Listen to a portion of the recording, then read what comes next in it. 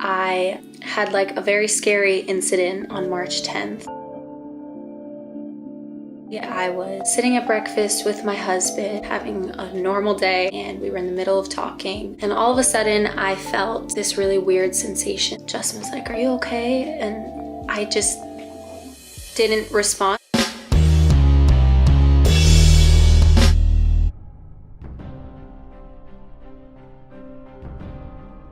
So Hailey Bieber had a big scare last week. She was having significant trouble with her body movements, and there was something involving her brain, doctors felt.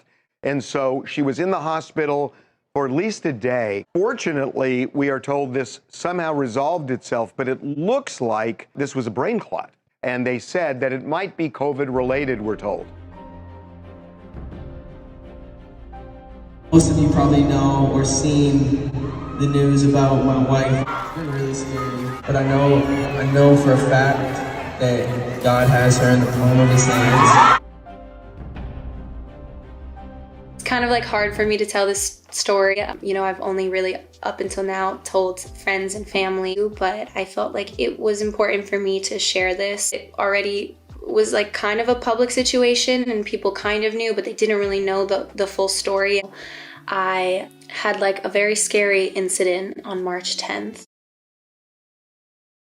Yeah, I was sitting at breakfast with my husband, having a normal day, and we were in the middle of talking. And all of a sudden, I felt this really weird sensation that kind of like traveled down my arm from my shoulder all the way down to my fingertips, and it made my fingertips feel really numb and weird. Justin was like, "Are you okay?" And I just didn't respond because I wasn't sure. And then he asked me again, and when I went to respond, I couldn't speak. Right side of my face started drooping, get a sentence out, get any of the words out. So obviously immediately I thought I was having a stroke. He thought I was having a stroke. Right away, he asked for somebody to please call 911. Where we were, there happened to be a doctor who rushed over. They started asking me questions. Definitely the scariest moment of my life. I had so many things running through my head. The number one thing being, I'm having a stroke. Am I gonna have permanent issues from this? Like so many things were running through my head. The facial drooping lasted for probably like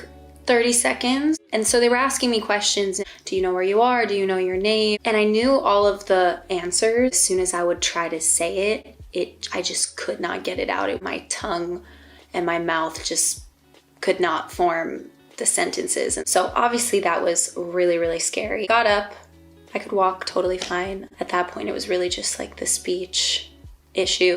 Went back to my house, waited for the ambulance to come. At that point, speech started to come back a little bit. Got in the ambulance to the hospital. But by the time I got to the emergency room, I was pretty much back to normal, could talk, having any issues with my face or my arm. They did like the stroke checklist. I scored a 0. I wasn't having any symptoms anymore. So basically, they did some scans and they were able to see that I had suffered a small blood clot to my brain, which they labeled as something called a TIA. Basically, it's like having a mini stroke. Definitely feels like having a stroke, except my body was able to resolve it pretty quickly, and then I didn't have any more issues for the whole rest of the day. And I felt really thankful and grateful for that it wasn't worse. I wasn't gonna have any permanent issue, but you know, my scans did show that I had a lack of oxygen to a certain part of my brain. Still definitely really, really scary. So they kept me overnight. They did tons of tests, did blood tests to see if I had a clotting disorder, if I had an autoimmune disease.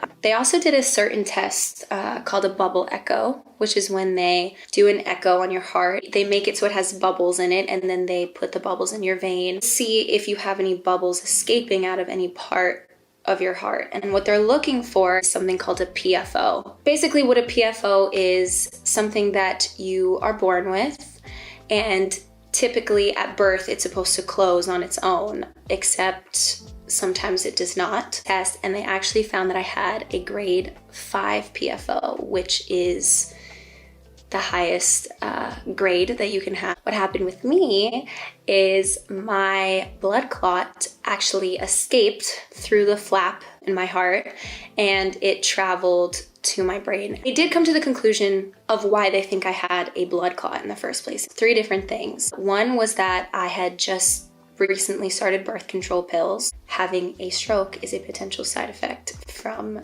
birth control pills. The second thing was I had recently had COVID. And then the third thing was that I had recently gone on a really long flight. I had flown to Paris and back in a very short amount of time. And I slept through the whole flight both ways, didn't get up and move around, never thought about wearing compression socks. It was a perfect storm that led to me having a small blood clot. Recommendation from my doctors at UCLA was to have a procedure done called a PFO closure. I recently got the PFO closure. It went very smoothly. I'm recovering really well, really fast. I feel great. The biggest thing I feel, honestly, is I just feel really relieved that I will be able to just move on and just live my life. Yeah, so this is what happened. Thanks for watching.